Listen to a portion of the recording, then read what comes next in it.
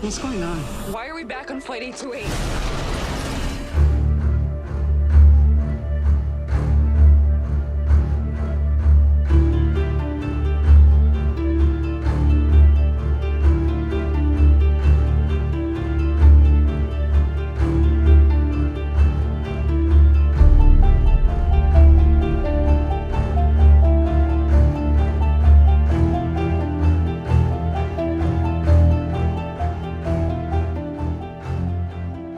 Before we get into the finale, though, we do have to address one thing that didn't show up in the final episode, and that was Alzurus, because TJ is keeping that in play.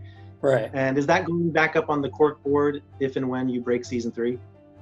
That's for sure on the board, and everyone should keep it in mind. One of the threads mythologically in season 2 was, of course, this notion, continuing on the series-long thread of it's all connected, but more to a point here in season 2, our passengers have come to discover that they themselves may not, and in fact they're now realizing are not, the only people to have gone through some type of phenomenon like this, whatever it proves to be, right? So as early as season 1, when we met Zeke, we came to discover, oh, well, there's at least one other guy out there in the world who seems to be going through some version of what we've gone through. Then, of course, at the end of season 1, we met Griffin, bad guy, but also similarly experiencing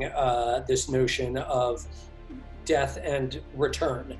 Now, of course, here in the end of season 2, perhaps we have discovered that with these 3 meth dealers, who in the writer's room we fondly refer to as the meth heads, or perhaps one might deduce from the final frames of the season 2 finale, these guys might be going through that as well. Now, all of these people that I've referred to are, in a sense, contemporaries of the passengers, but the mythological strand that TJ, Ben, Olive, and others were really honing in on in that run of episodes from 205 to 209 suggests that this might not just be a contemporary or new phenomenon, but that perhaps what all of these contemporary figures are going through connects back to something that at the least is centuries old, if not older.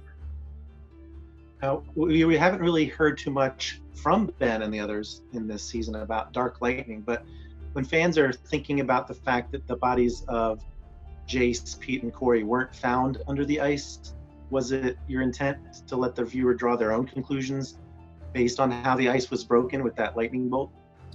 Yeah, that's exactly right. And I think that a lot of savvy viewers online jumped on that right away, as I noticed on social media. And, that's a thread that we'll, of course, be picking up at the very top of a season 3. And I should say, we don't have an official pickup yet, but I'm going to kind of speak in optimistic tones, hypothetically assuming a season 3, one can expect that we'll be picking that thread up right where we left off. So we know that Zeke beat his death date, presumably through his act of heroism, maybe because of the power behind the callings deeming him worthy or whatever.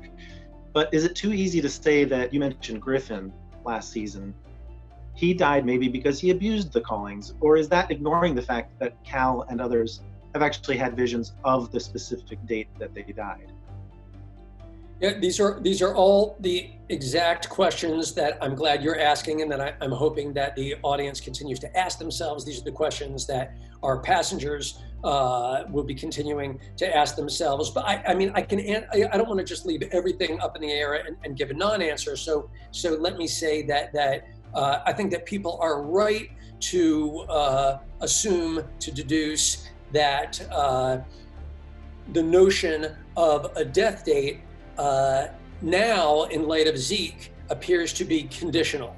That is to say, it would be reasonable to conclude that there is a needle to be threaded by which one can overcome their death date, right? So did exactly how and why Zeke, in fact, overcame his death date? Was it because he followed the calling? Is he the complete, utterly autonomous agent of his destiny?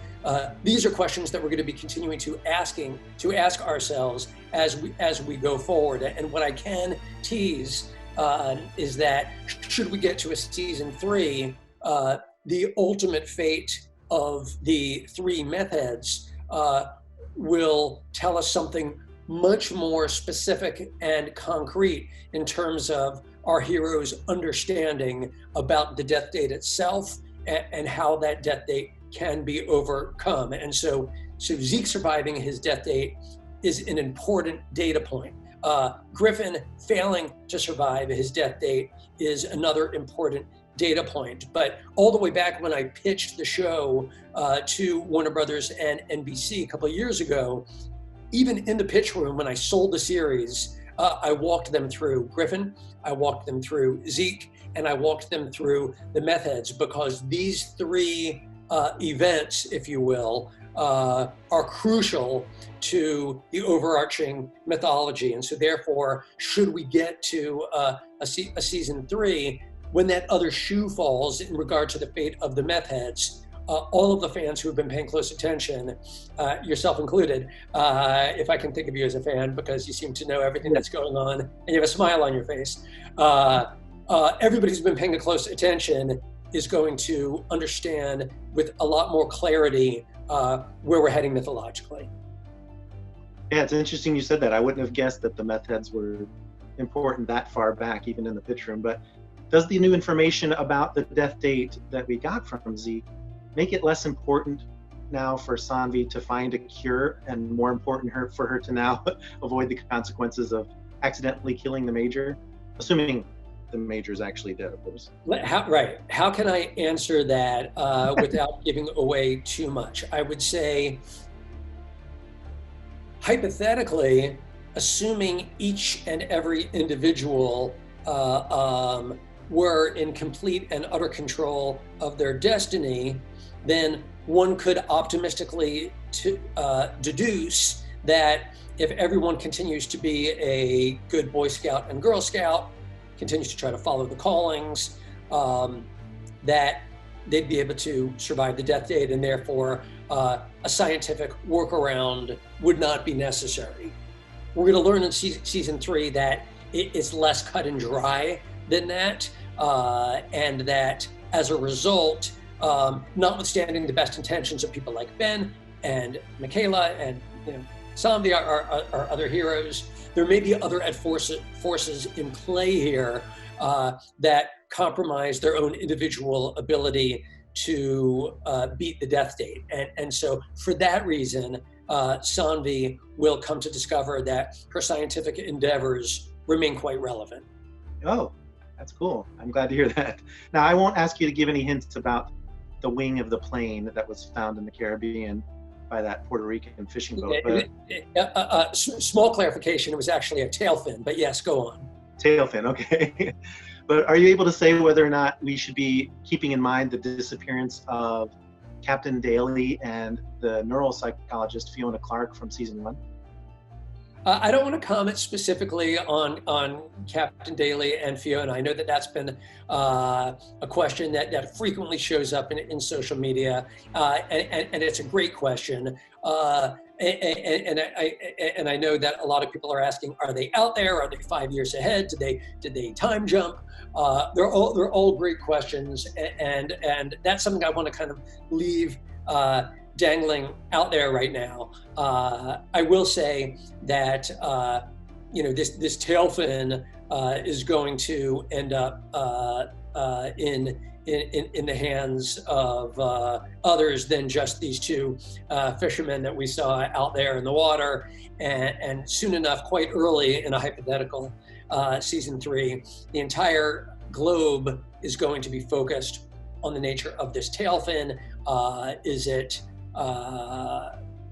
replicated? Is it somehow the same tail fin, and that will introduce a season-long investigation, and also, of course, re-trigger the global paranoia about the passengers themselves. Because obviously, if we do the math, and we conclude that the tail fin that has been lifted out of the water somehow seems to be the quote unquote identical tail fin as the plane part that we saw land quite safely in New York in the series premiere, and then explode right there on the tarmac.